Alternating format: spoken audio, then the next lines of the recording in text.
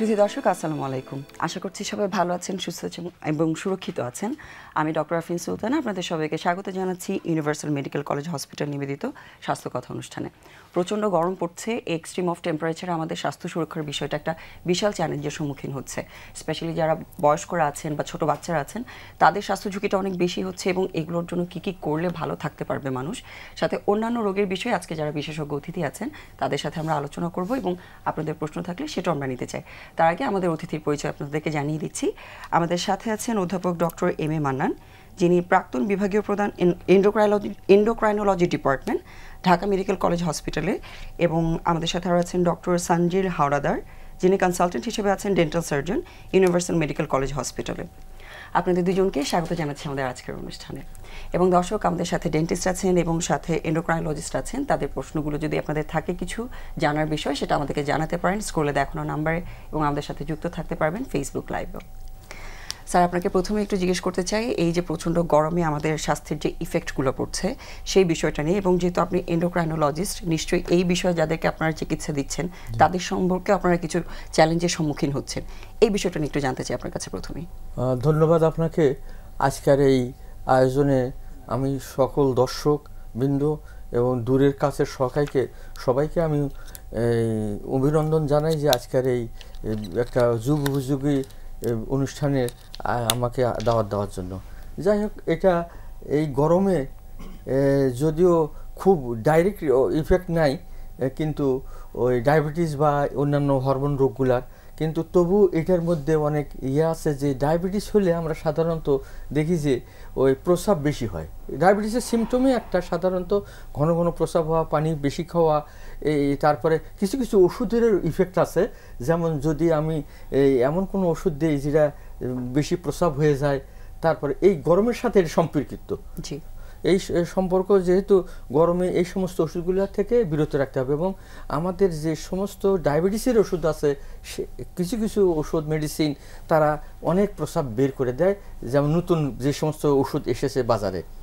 এই জন্য আমি বলবো যে সেই সমস্ত ব্যাপারে যখন যাদের এই সমস্ত গরমে যাদের হিট স্ট্রোক হচ্ছে, বা এটার থেকে প্রিভেন্ট কীভাবে আমরা এটার থেকে পরিত্রাণ পাবো, সেই ব্যবস্থার জন্য আমাদের কতগুলা নিয়ম নীতি নিতে হবে। যেমন একটু যেহেতু হিট স্ট্রোকের কথাটা আমরা বলছি, স্ট্রোক বলতে তো আমরা সবসময় এটা জানি যে কোনো কারণে যদি রক্ত সঞ্চালন ব্রেনে কমে যায় সেটার জন্য একটা স্ট্রোকের সমস্যা হয়ে থাকে। এই গরমটা আসলে কিভাবে প্রক্রিয়াটা করছে বা কিভাবে এই সমস্যাটা তৈরি করছে? এটা খুব ভালো প্রশ্ন করছেন।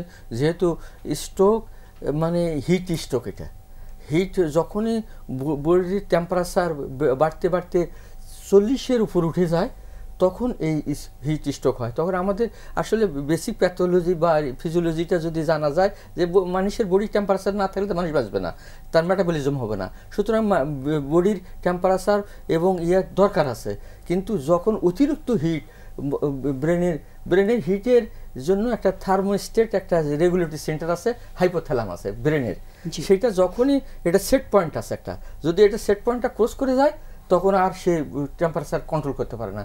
তখন বডির মধ্যে মেটাবলিজম, বিভিন্ন ধরনের মাথা ব্যথা, বমি, ইভেন অজ্ঞান হয়ে যেতে পারে এই সেই জন্য আমরা সাধারণত এই সমস্ত যাতে না হয় এই ব্যবস্থা আমাদের করা উচিত। স্যার, কীভাবে এটা প্রিভেন্ট করা যায় সেটা সম্পর্কে আপনার কাছ থেকে জানবো। তার আগে আপনার কাছ থেকে একটু জানতে চাই, যদিও আপনি ডেন্টাল সার্জন হিসেবে কাজ করছেন, হয়তো যারা এরকম রোগীরা ফেস করছে সমস্যাগুলো এক্সট্রিম হিটের জন্য, সেটা হয়তো ডিরেক্টলি আপনি ডিল করছেন না, কিন্তু এরকম কোনো সিচুয়েশন কি গরমের সাথে রিলেটেড আছে যেখানে আপনি কিছু মেনশন করতে চান আমাদের দর্শকদের জন্য? গরমটাকে আমরা প্রিভেন্ট করার জন্য কি করি? আমরা বডিটাকে হাইড্রেটেড রাখার জন্য আমরা পানি খাচ্ছি, এবং যেটা করছি যে ডিরেক্ট কিন্তু আমরা ঠান্ডা পানিটাই খাচ্ছি, গরম কিন্তু খাচ্ছি না। তো সেটা থেকে কিন্তু প্রবলেমটা স্টার্ট হচ্ছে যে ডিরেক্ট আমরা হয়তো ঠান্ডা পানিটা খাচ্ছি, আমাদের দাঁতে ব্যথা উঠে যাচ্ছে বা সেন্সিটিভিটি ইস্যু হচ্ছে। এবং ডিরেক্ট ঠান্ডা পানি বা গরম পানি যেটাই বলেন, সেটা কিন্তু ডিরেক্ট খাওয়াটা কিন্তু আমাদের মুখের এবং দাঁতের জন্য ক্ষতিকর, সেটা ভালো না। তো সেই ক্ষেত্রে দেখা গেছে যে দাঁতে কোনো ক্যাভিটি থাকলে বা দাঁতে কোনো ধরনের ক্ষয় থাকলে, গাম কোনো প্রবলেম থাকলে, সেটা দেখা গেছে ডিরেক্ট ঠান্ডা পানি খেলেই কিন্তু আমরা আইডেন্টিফাই করতেছি, এবং তখন আমরা ফিল করতেছি যে আমার দাঁতে পেইন হচ্ছে বা সেন্সিটিভিটি ইস্যু হচ্ছে। তো সেটা থেকে স্টার্ট হচ্ছে, বা পেশেন্ট তখন ফিল করছে যে এখন যেহেতু ব্যথা হচ্ছে বা শিরশির করতে, নিশ্চয়ই কোনো প্রবলেম আছে। তো এটা আসলে ডিরেক্ট গরমের সাথে কোনো কানেক্টেড না, বাট যেহেতু আমরা ঠান্ডা পানিটা খাচ্ছি, ওখান থেকে আমরা আইডেন্টিফাই করতে পারছি যে কোনো একটা কিছু একটা প্রবলেম হচ্ছে, সো মেবি আমার যেতে হবে একজন ডেন্টিস্টের কাছে দাঁতটাকে চেক আপ করানোর জন্য। আপনি এর মধ্যে বেশ কিছু উপসর্গের কথা মেনশন করেছেন। প্রথমে একটু জানতে চাই, যারা রোগীরা আপনাদের কাছে আসছে তারা আসলে কি কি ধরনের উপসর্গগুলো নিয়ে আসে সাধারণত? প্রথম যে কথাটা এসে বলে যে ব্যথা হচ্ছে, মানে এটা ছাড়া তো পেশেন্ট আর কিছু তারা বোঝে না বা বুঝতে পারে না। ব্যথা হচ্ছে এটা একটা হতে পারে, দেন বলে যে ব্লিডিং হচ্ছে, গাম ব্লিডিং হচ্ছে, ব্রাশ করছি মাড়ি দিয়ে রক্ত পড়ছে, বা হচ্ছে আমি ঘুমাচ্ছি সকালে ঘুম থেকে উঠে দেখি যে মুখে ব্লিডিং, ব্লাড স্পট দেখা যাচ্ছে, এটা হতে পারে। আবার অনেক পেশেন্ট এসে বলে যে মুখে দুর্গন্ধ, আমি কথা বলতে পারছি না বা কথা বলতেছি মুখ দিয়ে ব্যাড স্মেল আসতেছে। এই প্রবলেমগুলো খুবই কমন যেটা পেশেন্ট এসে বলে। তারপরে হচ্ছে আমরা আইডেন্টিফাই করে বের করি যে এক্স্যাক্টলি কি প্রবলেম হচ্ছে বা কেন হচ্ছে। এটাই কমন আর কি, পেইনের ব্যাপারটা। জি, যেহেতু এটা সবচেয়ে কমন উপসর্গ টুথেক যেটা আমরা বলে থাকি অথবা দাঁতের ব্যথা, কি কি কারণে আসলে টুথেক বা দাঁতের ব্যথাটা হতে পারে? দাঁতের ব্যথা হতে পারে সেটা হচ্ছে প্রথমে বলবো ক্যাভিটির কারণে। দাঁতটাকে যদি আমরা প্রপার ওয়েতে যত্ন না করি বা প্রপার ওয়েতে ব্রাশিং প্রসিডিউরটা মেনটেন না করি, সেক্ষেত্রে আমাদের ক্যারিস কিন্তু দেখা যাচ্ছে, মানে দাঁতে ক্যাভিটি হচ্ছে, ক্ষয় হচ্ছে বা ক্যাভিটি হচ্ছে, গর্ত হচ্ছে, যেটা পেশেন্ট এসে ডিরেক্ট বলে যে দাঁতে গর্ত হচ্ছে, পোকা হয়েছে, যে কথাটা পেশেন্ট এসে বলে ক্যাভিটি। তো সেটা হচ্ছে পেইনের ফার্স্ট রিজন, ক্যাভিটি ডেপথ অনুযায়ী পেইনের সিভিয়ারিটিটা ডিপেন্ড করে। তারপরে হচ্ছে দাঁত ক্ষয়, যেটা কিন্তু আমাদের ইমপ্রপার ব্রাশিংয়ের কারণে হচ্ছে দাঁত ক্ষয়টা হচ্ছে। দাঁত ক্ষয় থেকেও দাঁতে পেইনটা হতে পারে। এছাড়া আমাদের গামের যে প্রবলেম, গামে জিঞ্জিভাইটিস থাকলে, গাম ফুলে গেলে, গামে ইনফেকশন হলে সেখান থেকেও পেইনটা হতে পারে। অনেক সময় টুথ পজিশনের জন্য আমাদের পেইন হয় দাঁতে, যেমন আমাদের আক্কেল দাঁত যেটা, সেটা হচ্ছে ম্যাক্সিমাম একটু ডিফারেন্ট পজিশনে ওঠে, স্ট্রেট খুব কমই ওঠে, এবং অনেকে কিন্তু এটাতে ব্যথাতে সাফার করে। হ্যাঁ, মানে এটাও একটা পেইনের রিজন। বা দাঁতটা যখন উঠছে, আমাদের নরমালি হচ্ছে 18 ইয়ার্স থেকে হচ্ছে থার্ড মোলার দাঁত মানে আক্কেল দাঁতটা ওঠা স্টার্ট হয়, তখন ওঠার টাইমে একটা পেইন পেশেন্ট ফিল করে। তো এটা একটা রিজন হতে পারে। অথবা হচ্ছে দাঁতের মধ্যে খাবার আটকে গিয়ে গাম ইনফেকশন হতে পারে, দাঁতের নিচে বিভিন্ন ধরনের লিশন হতে পারে। তো এই রিজনগুলো হচ্ছে দাঁতের পেইনটা কি শুরু হয় এই রিজনগুলো থেকে। এই বিষয়ে আরেকটু আপনার কাছ থেকে জানতে চাইবো। তার আগে স্যার আপনার কাছে আমরা যেটা জানতে চাচ্ছিলাম সেটা হচ্ছে হিট স্ট্রোকের কি ইফেক্টগুলো হচ্ছে সেটা আমরা জানতে পারছি, বাট প্রিভেনশনের জন্য কিভাবে মানুষ কাজ করতে পারে, স্পেশালি যারা মাঠে-ঘাটে কাজ করছেন বা ডিরেক্টলি হিটে কাজ করছেন, তাদের জন্য আসলে কি করা উচিত? জি, এটা একটা খুব ইম্পর্টেন্ট প্রশ্ন। যেহেতু এই হিট স্ট্রোক রিস্ক গ্রুপ কারা, এটা একটা ইম্পর্টেন্ট জিনিস। কাকে আমরা বলবো যে যারা মাঠে কাজ করে, এক নম্বর আপনি বললেন। দ্বিতীয় নম্বর হলো যারা বাচ্চা, বয়স্ক লোক, তারা যেন সাবধানে থাকে এবং রৌদ্রে, এই রৌদ্রে, এই গরমে যেন বাইরে খেলাধুলা না করে এই টাইমে। আর যদি বাইরে যায় কেউ, তাদের জন্য কিছু ওই ক্যাপ আছে বা ঠান্ডা মাথায় মুছে টুসে দিয়ে তারপরে যাওয়ার ইয়া করতে হবে। কারণ সেই হয় এই হিট স্ট্রোক মানে বেশ কিছুক্ষণ রোদ্রে থাকার পরে এটা স্টার্ট, মানে সরাসরি হিটটাকে যতটুকু সম্ভব অ্যাভয়েড করা উচিত। ঘর থেকে যাদের সম্ভাবনা বেশি, বয়স্ক লোক, বৃদ্ধ লোক, তাদেরকে ঘর থেকে না ওই টাইমে না বের হওয়াই উচিত। তারা সন্ধ্যার কোনো কাজ থাকলে সন্ধ্যার দিকে বের হবে, এই ধরনের তাদের ইয়াকে নিতেই হবে। আর বিশেষ করে যখন হিট স্ট্রোকের ইয়ার জন্য প্রিভেন্ট করার জন্য তার প্রচুর পরিমাণে পানি খেতে হবে। তারপরে যদি কেউ ইয়া থাকে, তার নর্মাল স্যালাইন আছে, ওর স্যালাইন আছে, এই সমস্ত জিনিসগুলো, পানি, ডাবের পানি হয়তো অনেকে এখন ডাব মানে অ্যাফোর্ড করতে পারে না, তার এমনি বাসায় লেবু লবণ শরবত করে খেতে পারে। তারপরে আরও কিছু ফল আছে, যেমন যে সমস্ত আনারস আছে, ইয়ার আছে, বাঙ্গি আছে, এই সমস্ত ফলগুলো বেশি বেশি করে খাবে এবং তার সঙ্গে পানি খাবে। এটা একটা সবচেয়ে প্রিভেন্ট করা, মানে পানি শূন্যতা যাতে না হয়। আর যেহেতু আমি একটা এন্ডোক্রাইনোলজিস্ট, আমার সাথে এটার আরও রিলেশন কিছু আছে। যেহেতু যাদের ডায়াবেটিস আছে তাদের ডায়াবেটিসটা ভালো কন্ট্রোল রাখতে হবে, যাদের থাইরয়েড রোগ আছে তাদের থাইরয়েডটা ভালো কন্ট্রোল রাখতে হবে। এই সমস্ত কন্ট্রোল রেখে তারপরে না হলে তো দুটা, মানে একটা থাইরয়েডের মধ্যে যদি হাইপার মেটাবলিজম হয়, এই গরম বেশি হয়, বডি আরও বেশি গরম হবে, ডায়াবেটিসের পানি শূন্যতা বেশি দেখা যায়। স্যার একটু যেটা জানতে চাই সেটা হচ্ছে, যার অলরেডি এরকম হিট স্ট্রোকের মতো উপসর্গ শুরু হয়ে গেছে বা কেউ যদি অজ্ঞান হয়ে যান এরকম গরমে, তখন আসলে করণীয় কি আছে? একটা লোক যদি যখনই হিট স্ট্রোক, আমরা কিভাবে বুঝবো সেটা একটা ইম্পর্টেন্ট।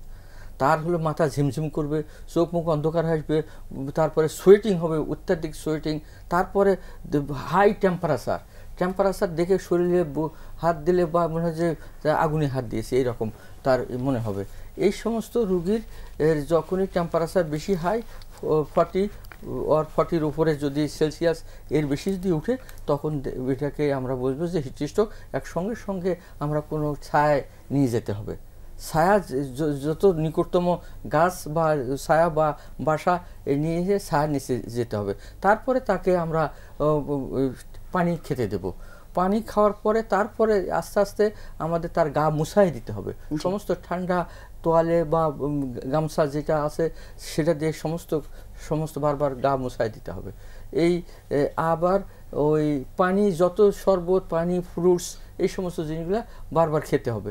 খেতে খেতে যখন একদম নর্মালি আসবে, তখন আবার বেশি ঠান্ডা দেওয়া যাবে না। যেহেতু বেশি ঠান্ডা যদি বরফ টরফ দেওয়া, কিন্তু বরফ একটা দেওয়ার নিয়ম আছে। যদি বগলের নিচে বরফ আই প্যাক দেওয়া হয়, মানে বরফের প্যাকেট দেওয়া যায়, তাপমাত্রা নিয়ন্ত্রণটা স্বাভাবিক হয়। আর হঠাৎ যদি বেশি টেম্পারেচারে যদি হঠাৎ বরফ দিয়ে সমস্ত শরীরে, তাহলে হবে কি ভ্যাসোস্পাজম হয়ে স্ট্রোক করার চান্স থাকে। এটাও একটা সাবধানে আস্তে আস্তে তাকে মানে টেম্পারেচারটা নর্মালে আনতে হবে। নর্মালে আনার পরে তারপরে ওকে আমরা সমস্ত ওই যে সমস্ত খাবার, যে সমস্ত কারণ, এগুলো বের করে তাকে আমরা একটা সাজেশন দেবো। এরপরেও আমরা যদি তারপরে কন্ট্রোল না হয়, তাকে নিকটতম হসপিটালে আমরা পাঠিয়ে দেবো। এটা যদি ইয়াতে না হয়। আর অজ্ঞান হলে তো তাকে অবশ্যই আমরা মানে হসপিটালে পাঠাবো। আর অজ্ঞান রুগী স্ট্রোক হলে তাকে মুখে খাবার দেব না, তার কারণ লাঞ্চে গিয়ে আবার নিউমোনিয়া ডেভেলপ করে। সেই জন্য এটা অবশ্যই হসপিটালে ট্রিটমেন্ট রিভার্ট করে মানে হসপিটালের এর ব্যবস্থাপত্র নিতে হবে। জি, অবশ্যই। অনেক ধন্যবাদ স্যার এরকম এক্সপ্লেন করে দেওয়ার জন্য। আর ডায়াবেটিক রোগীদের সাথে এটা সম্পর্কটা নিয়ে আপনার কাছ থেকে জানতে চাই। তার আগে আপনার কাছ থেকে একটু যে বিষয়টা নিয়ে জানতে চাই, ক্যারিজের কথা বারবার বলছেন, বা দাঁত ক্ষয়ের যে রোগটা খুবই কমন একটা বিষয় এবং যে কোনো বয়সে আসলে হয়ে থাকে। সো এটা আসলে কি কি কারণে হচ্ছে, বা এটা প্রিভেনশনের জন্য কি করা উচিত? আচ্ছা, ক্যারিজ হচ্ছে প্রথম যেটা বলবো সেটা হচ্ছে যে আমাদের টুথ কেয়ার, আমাদের ডেইলি যে রুটিনটা, যে আমাদের ব্রাশিং প্রসিডিউরটা, সকালে একবার ব্রাশ করতে হয়, রাতে একবার করতে হয়, 2 টাইমে করতে হয়, সেটা যদি প্রপার ওয়েতে আমরা না করি। অনেকে আছে যে একবেলা করছি, আমরা রাতের বেলা হয়তো আলসামির জন্য আমরা করছি না। তো সেটার জন্য যেটা হচ্ছে যে খাবারগুলো কিন্তু আটকে আছে, বিশেষ করে রাতের বেলা যেটা, যেমন রাতে খাবার খাচ্ছি, খাবারগুলো দাঁতের ভিতরে আটকে আছে, সারা রাত ওভাবেই আছে, ও সকালে ব্রাশ করছি। তো সেই খাবারটা থেকে কিন্তু আমাদের ব্যাকটেরিয়াগুলো থেকে দাঁতগুলো ক্যারিজের তৈরি হচ্ছে। এটা একটা ওয়ে যে ক্যারিজটা স্টার্ট হচ্ছে।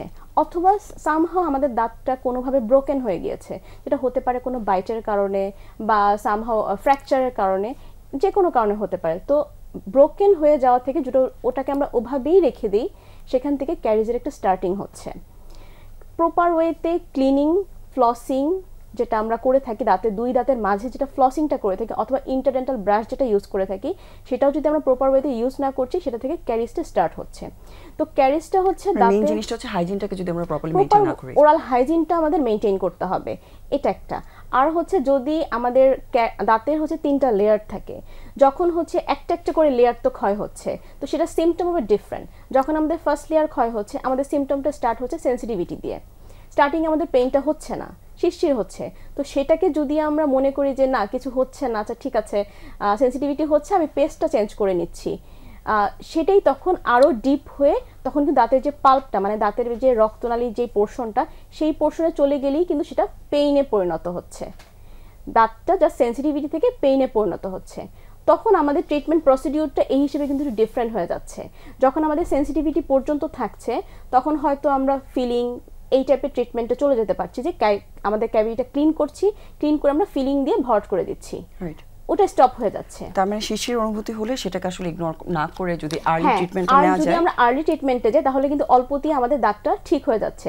বাট সেটা যদি আমরা ইগনোর করি যে না সেন্সিটিভিটি হচ্ছে, এটা কোনো ইস্যু না অ্যাকচুয়ালি, তাহলেই কিন্তু সেটা পেইনে পরিণত হবে, এবং পেইনে চলে গেলে তখন ট্রিটমেন্ট প্রসিডিউরটা কিন্তু লেন্দি হয়ে যাচ্ছে। অফকোর্স এই যেহেতু দাঁতের ক্ষয় রোগ হচ্ছে, যে কোনো ক্ষয়ের সাথে আমরা জানি নিউট্রিশনের একটা রিলেশন থাকে, দাঁতের ক্ষয় রোগের সাথে খাবার দাবার বা নিউট্রিশনের কোনো রিলেশন আছে কিনা? আছে, দাঁতের স্ট্রেংথের একটা ব্যাপার থাকে। আমাদের নর্মালি ফুড চার্ট, যেটা আমি যদি বলে থাকি যে ফুড চার্ট, সেই ক্ষেত্রে আমাদের খাবারটা খেতে হবে যেটার মধ্যে ক্যালসিয়ামযুক্ত যে খাবারগুলো আছে, ভিটামিন সি আছে, ভিটামিন ডি, ই, এই টাইপের খাবার, প্লাস হচ্ছে অ্যান্টিঅক্সিডেন্টযুক্ত যে খাবারগুলো, ফাইবারযুক্ত যে খাবারগুলো, এই ধরনের খাবারগুলো কিন্তু দাঁত এবং মাড়ির জন্য অনেকটা হেলদি। তো এই টাইপের ফুডগুলো একটু মেনটেন করতে হবে।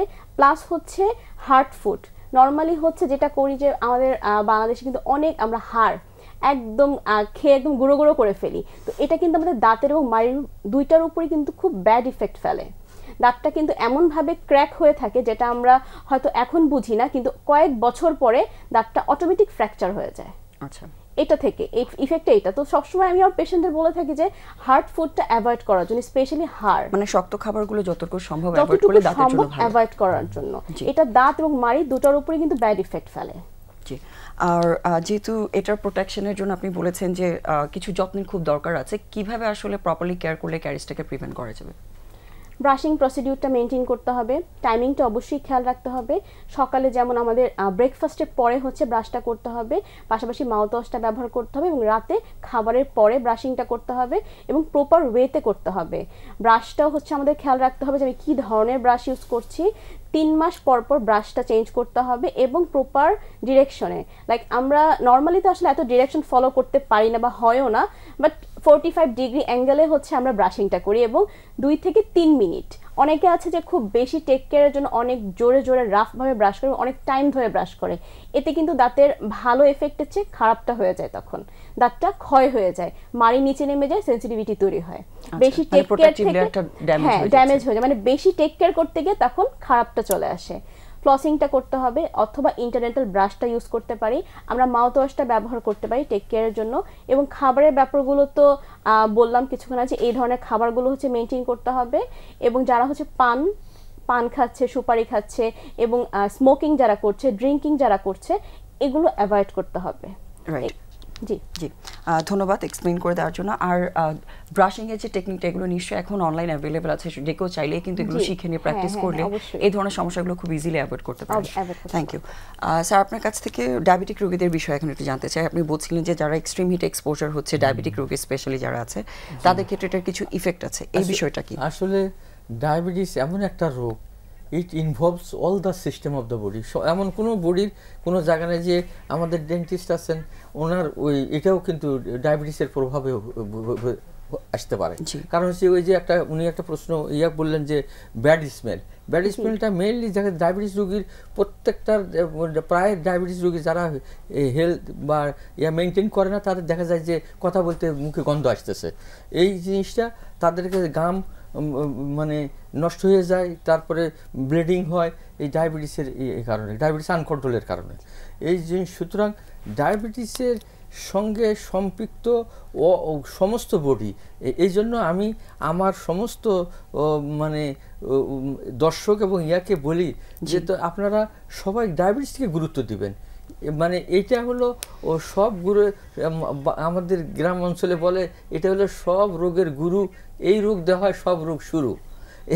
এই যে জিনিসটা আছে, এটাকে গুরুত্ব দিতে হবে, গুরুত্ব গুরুত্ব গুরুত্ব। আদারওয়াইজ এটা যদি ডিটারমিনেশন না থাকে, গুরুত্ব এই জন্য দিতে হবে যে এটা সব রোগকেই ধরে। যেমন আমি যদি কন্ট্রোল না করি, আমার চোখটা যাবে টেরিটোনোপ্যাথি হয়ে নষ্ট হয়ে। তা আমার যদি কন্ট্রোল না করি, দেখা যাবে যে কিডনি ইনভলভ করে কিডনি আলটিমেটলি বিছানায় পড়ে থাকতে হবে।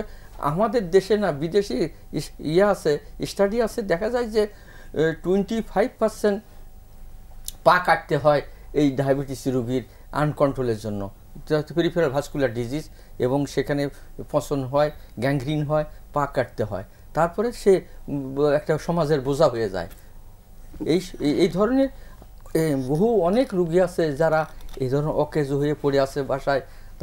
তার শুধু অকেজো না, তাদেরকে অনেক চিকিৎসা, আর তাদের সঙ্গে একটা শুধু ওই ডায়াবেটিস না, তাদের সঙ্গে প্রেশার আছে, তাদের সঙ্গে কিডনির রোগ আছে, চোখের রোগ আছে, কতগুলো রোগের সঙ্গে সম্পৃক্ত, এবং এটা একটা খুব সেই জন্য আমি বারবার বলি যে এটাকে গুরুত্ব দিতে হবে। গুরুত্ব দিতে গেলে ডায়াবেটিক রোগীদের বিভিন্ন অর্গান ইনভলভমেন্টের কথা বলছেন, স্পেশালি যেহেতু আমাদের হাইড্রেশনের সাথে এই রোগটার সাথে ডিরেক্টলি কিডনি রোগেরও কিন্তু একটা রিলেশন আছে।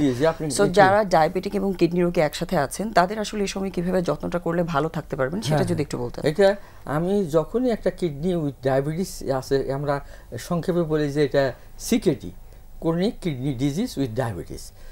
সুতরাং এটা দুটাই কিন্তু টু এ শোর্ড, মানে আমরা করি দুই দিকে ধার। এটা যেটা কিডনি ডিজিজ, কিডনিটা হলো কি, এটা প্রোগ্রেসিভ ডিজিজ। এটা once is involve forever, এটা আর ভালো হওয়ার নাই। কিন্তু আমরা করতে পারি যতদূর পর্যন্ত তার খারাপ হয়েছে। মনে করেন যে একটা কিডনি আমরা যখনই খারাপ কখন বলবো, যখন যদি 1.5 উপরে সিরাম ক্রিয়েটিনিন লেভেল যায়, তখন আমরা বলি যে এটা কিডনির একটা সমস্যা, কিডনিতে এটা। তখনই আমরা তাকে বলি যে আপনি কতগুলো জিনিস মেনটেন করবে।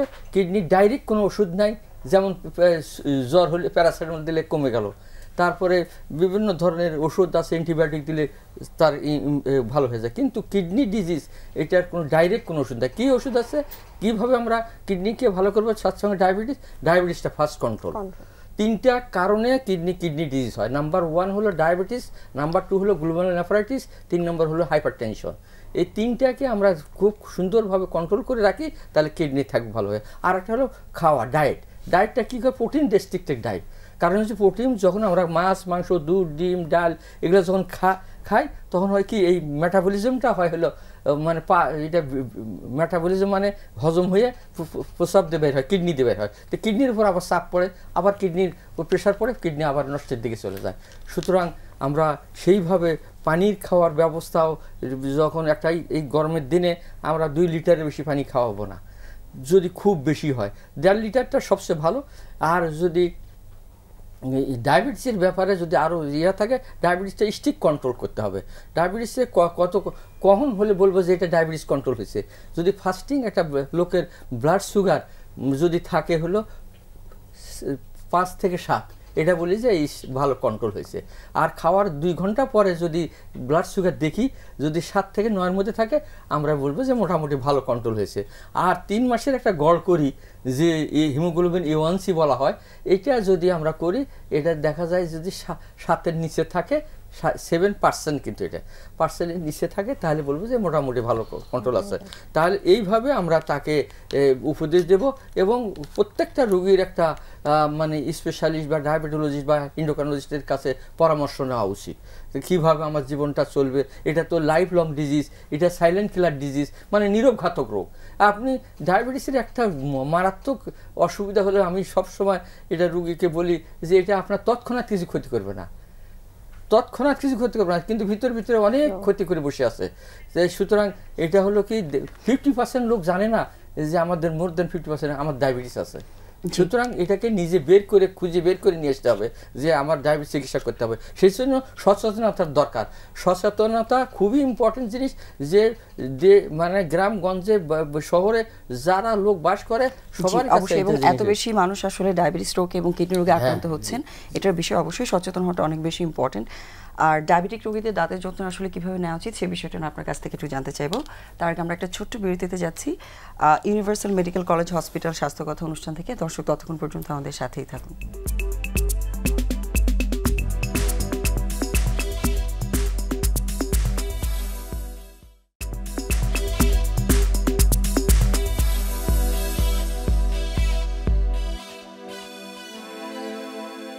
সুপ্রিয় দর্শক, আপনাদেরকে আবারও স্বাগত জানাচ্ছি ইউনিভার্সাল মেডিকেল কলেজ হসপিটাল স্বাস্থ্য কথা অনুষ্ঠানে, এবং ধন্যবাদ আমাদের সাথে থাকার জন্য।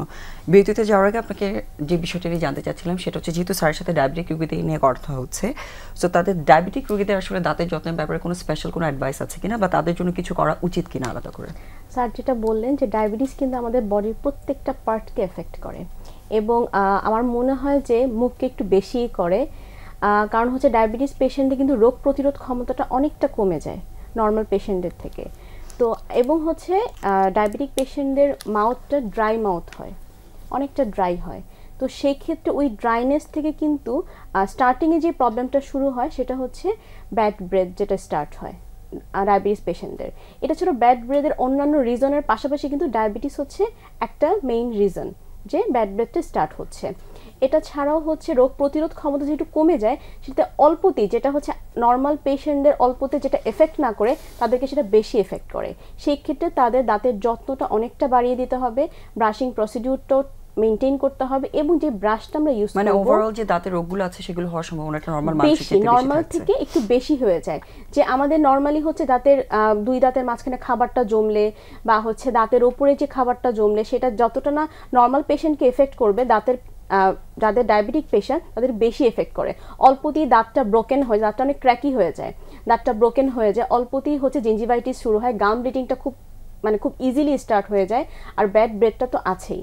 তো এটার জন্য হচ্ছে আমাদের যে যত্নটা করতে হবে, দাঁতের ব্রাশিং প্রসিডিউরটা এবং প্রপার ওয়েতে মেনটেন করতে হবে, এবং ফ্লসিংটা প্রপার ওয়েতে মেনটেন করতে হবে, খাবারটা স্ট্রিক্ট ডায়েট তো ফলো করতেই হবে, এটা হচ্ছে সবচেয়ে মেইন একটা জিনিস যদি আমাদের ডায়াবেটিস আমরা কন্ট্রোলে রাখতে চাই।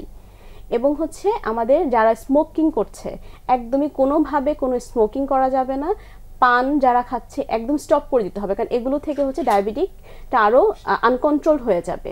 তো এইসব দিকগুলো হচ্ছে মেনটেন করতে হবে। নর্মালি পেশেন্টদের আমরা বলি যে ইয়ারলি একবার চেক আপ করার জন্য, বাট ডায়াবেটিক পেশেন্টদের ক্ষেত্রে হচ্ছে ইয়ারলি 2 বার, 6 মান্থ পর পর হচ্ছে দাঁতের মাড়ির একটু চেক আপ করতে হবে। এবং ইজিলি যেটা ডায়াবেটিক পেশেন্টদের কমন যে প্রবলেমটা ফেস করে, ইজিলি দাঁতগুলো নড়ে যায়, কারণ হচ্ছে বোনসটা ক্ষয় হয়ে যায়, গাম নিচে নেমে যায়, এবং গামটা অনেক উইক থাকে ডায়াবেটিক পেশেন্টদের, সেক্ষেত্রে ইজিলি দাঁত কিন্তু মোবাইল হয়ে যায়। যেহেতু ডেন্টাল পজিশনিং এর কথা আসছে, ক্রুকেড টুথ বা এরকম আঁকাবাঁকা দাঁত নিয়ে কিন্তু অনেকেই নিশ্চয়ই আপনাদের কাছে আসে। সো এটার ব্যাপারে আসলে দর্শকদের জানানোর কিছু আছে কিনা? অনেকেই এটা নিয়ে ওয়ারিড থাকেন, যেহেতু ভিজিবলি দেখতে খারাপ দেখা যায়, এটা নিয়ে কোনো রোগের সম্ভাবনা বাড়ে কিনা, বা এই রোগের চিকিৎসাটা আসলে আমাদের দেশে কিরকম আছে? আঁকাবাঁকা দাঁতের ক্ষেত্রে প্রথমত যেটা বলবো যে পেশেন্ট যেটা হেজিটেশনে ফিল করে, যে হাসতে তার খুব আনইজি ফিল হচ্ছে, যাদের উঁচু দাঁত আঁকাবাঁকা দাঁত হাসতে ফিল হচ্ছে, দেখা গেছে যে কোনো একটা জায়গায় তারা হাসতে আনকমফোর্টেবল ফিল করছে, বা কেউ একটা কমেন্ট করে বসে যে দাঁতে ফাঁকা, দেখতে খারাপ লাগছে, তো অবশ্যই এটা ট্রিটমেন্ট রয়েছে। নর্মালি হচ্ছে বাচ্চাদের ডেসিডুয়াস দাঁত চলে যাওয়ার পরে পার্মানেন্ট দাঁত যখন ওঠে, তো প্রপার এজ হচ্ছে 13 to 25, 13 থেকে 25 বছরের মধ্যে এটা ট্রিটমেন্ট, লাইক ব্রেসেস ট্রিটমেন্ট যেটা আমরা বলি, ব্রেসেস ট্রিটমেন্টের মাধ্যমে আঁকা বাঁকা উঁচু নিচু এবং ফাঁকা দাঁতটাকে আমরা পজিশনে নিয়ে আসতে পারি। বেস্ট টাইম হচ্ছে এটা 13 to 25 ইয়ার্স, এই গ্রোয়িং এজ যেটা থাকবে এর মধ্যে, হ্যাঁ গ্রোয়িং এজ। এই এজে হচ্ছে আমরা যদি ব্রেসেস ট্রিটমেন্টে চলে যাই, সেক্ষেত্রে সেটা খুব ফাস্ট কাজ করে। তার মানে এটা না যে আমি 25 এর পরে করতে পারছি না, আমরা ব্রেসেস ট্রিটমেন্ট এনি এজে করতে পারছি, বাট পরে করলে টাইমিংটা একটু লেন্দি হয়ে যাচ্ছে। ব্রেসেসের মাধ্যমে হচ্ছে আমরা আঁকা বাঁকা দাঁত ঠিক করতে পারি, এটা হচ্ছে ফার্স্ট অপশন ব্রেসেস।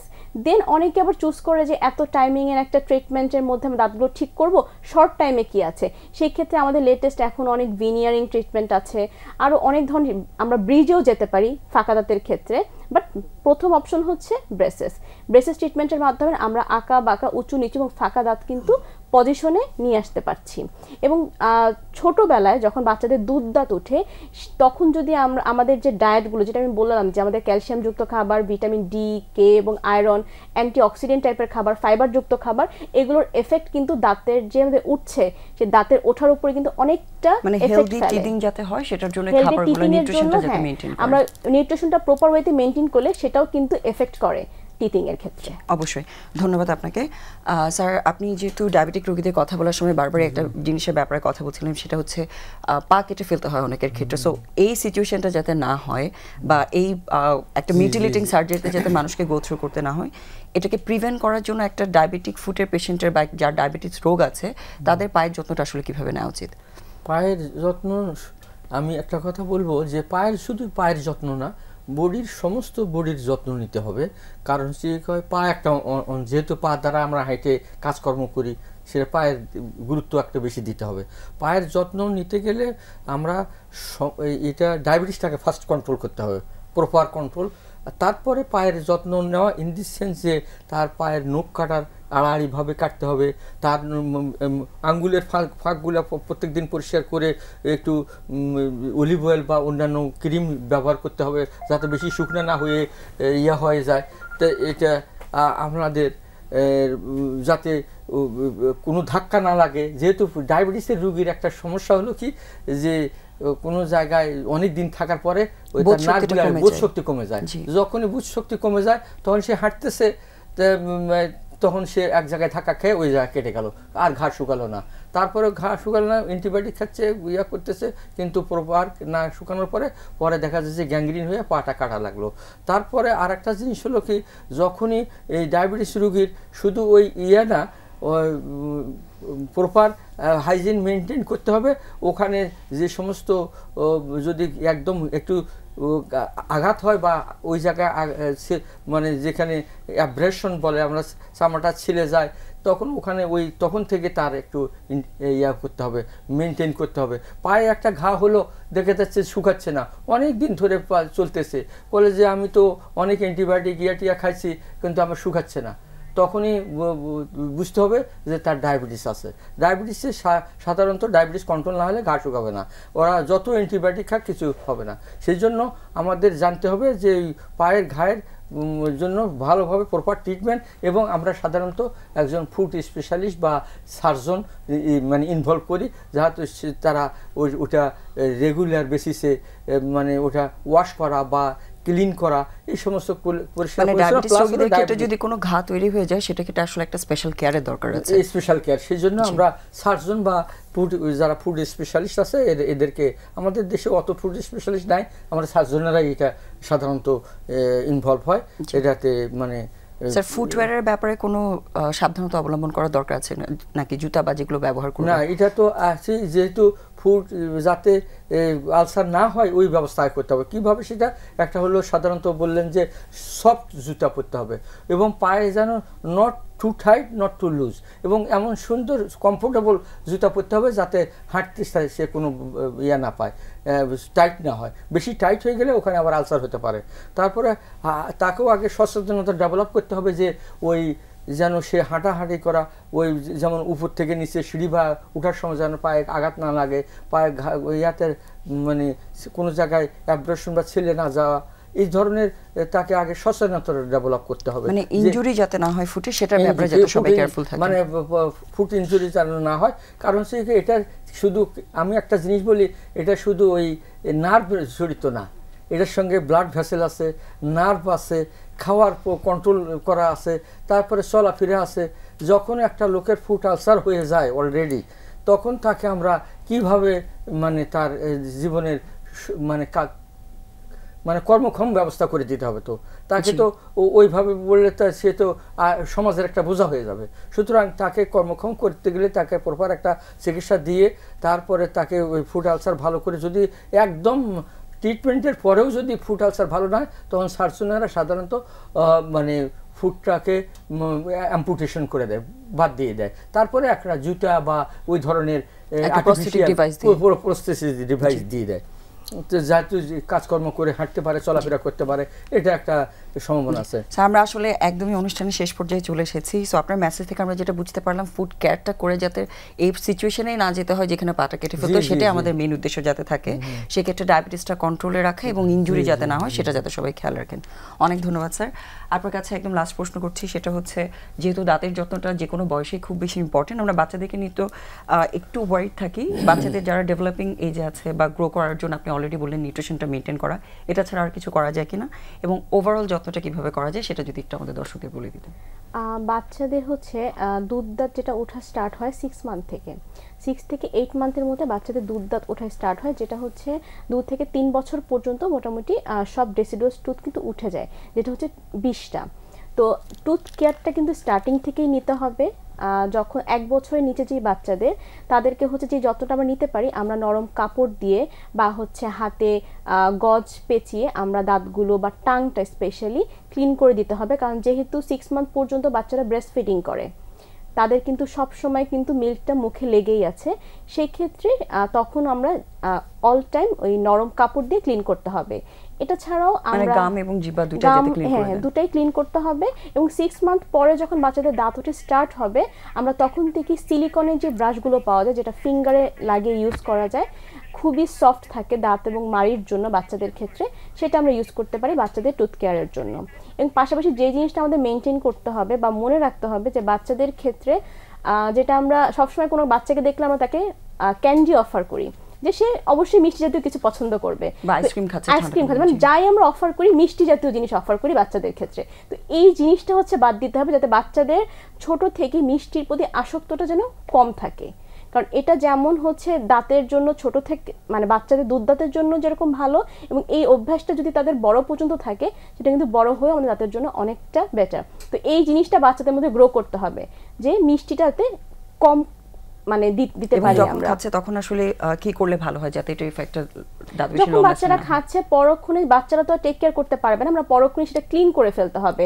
বা ব্রাশিং তো নর্মালি আমরা দুবেলা করে স্টার্ট করব, যখন সে অন্য টাইমও হচ্ছে মিষ্টি জাতীয় বা ক্যান্ডি খাচ্ছে যেটা ক্যাভিটির মধ্যে বসে আছে, দাঁতের ভিতরে গ্রুভে বসে আছে, আমরা সেটা ক্লিন করে দিতে হবে। সেটা আমাদের বাচ্চাদেরকে ওভাবে বুঝাতে হবে, ক্লিন করতে হবে যাতে সে কুলি করে, এবং যদি বসে থাকে সেটা আমরা কোনো কিছু দিয়ে বের করে ক্লিন রাখতে হবে। মোট কথা ক্লিনিং রাখলে এই জিনিসটা আর হবে না। অ্যাট লিস্ট যাতে পানি দিয়ে জায়গাটা পরিষ্কার করে, পানি দিয়ে জায়গাটা আর পরিষ্কার একটা করে। বিষয় একটু জানতে চাই, সেটা হচ্ছে যেহেতু ওরাল হাইজিনের কথা হচ্ছে, আমাদের মুখগহ্বরের একটা ইম্পর্টেন্ট পার্ট হচ্ছে টাং বা জিহ্বা যেটা আমরা বলে থাকি, এইটার ক্লিনিংটা আসলে কতটুকু ইম্পর্টেন্ট এবং কিভাবে করা যায় একটু ছোট করে যদি বলেন। টাঙের ক্লিনিংটা অনেক ইম্পর্টেন্ট, কারণ টাঙের ক্লিনিকে টাঙের থেকে কিন্তু ব্যাড ব্রিথটা স্টার্ট হয়। টাঙের যে খাবারের প্রলেপটা পড়ছে সেটা কিন্তু অনেক দিন থাকতে থাকতে জিহ্বাটাই কিন্তু একদম ভারী হয়ে যায় এবং একটা হোয়াইট কালার একটা লেয়ারের মতো পড়ে যায়, যেটা ক্লিন না করলে ওটা থেকেই কিন্তু ব্যাড ব্রিদিংটা স্টার্ট হয়। কিভাবে ক্লিনিংটা করতে পারেন? আমরা টুথ স্ক্রাবারটা ইউজ করতে পারি, অনেক ব্রাশের আছে, ব্রাশের পেছন সাইডে স্ক্রাবারটা পাওয়া যায়, অথবা সেপারেটও কিনতে পাওয়া যায়। আমরা অ্যাটলিস্ট উইকলি একদিন সেই স্ক্রাবার দিয়ে আমাদের টাংটা ক্লিন করতে হবে। অনেক ধন্যবাদ। আমরা একদমই আসলে অনুষ্ঠানের শেষে চলে এসেছি। আপনাদের দুজনকে আবারও ধন্যবাদ জানাচ্ছি আমাদের সাথে থাকার জন্য এবং দর্শকদের মূল্যবান পরামর্শগুলো দেওয়ার জন্য। আশা করছি এগুলো মেনে চলবেন, কারণ যে বিষয়গুলো নিয়ে আমরা কথা বলেছি খুবই সিম্পল, কিন্তু এগুলো মেনটেন করাও অনেক সহজ, এবং আশা করছি এগুলো মেনটেন করে আপনারা ভালো থাকতে পারবেন, সুস্থ থাকতে পারবেন। দেখা হবে আবারও আগামী সপ্তাহে। ধন্যবাদ সবাইকে আমাদের সাথে থাকার জন্য।